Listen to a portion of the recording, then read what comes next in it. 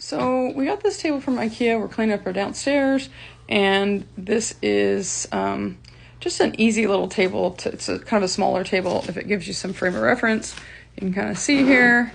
But it opens up, which is kind of cool, and it makes it bigger. We were kind of like, well, this isn't big enough for the space, so we're going to put it long ways. But it's got this really cool, if you can see there. Do you want to show them that again? Because I feel like that is, we'll just clean off. We've never used the, we've actually never pulled it out and made it bigger like that. It kind of makes it into from a round. So see how easy that is?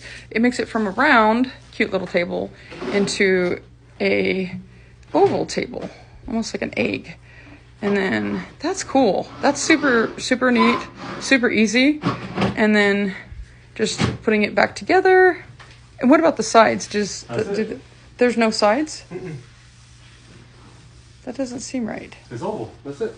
No, I think you see the side. There's something about the sides here. Mm-hmm. Is there something about the sides that this comes down or something? That seems weird. Nope. Yeah. Oh yeah, it does. Oh, there we go. So that I knew that didn't look right. So we're learning as we go. So yeah, there we go. Perfect. Well, that looks better, and that needs to probably. But it's not so.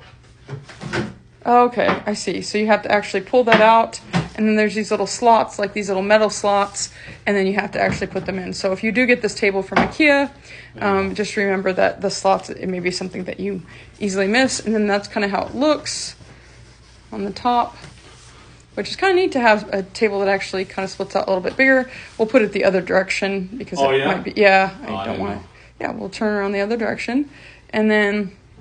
But yeah, that's a cute little Ikea table that is super handy. You can either have it round or oval, and of course the oval is a bigger table.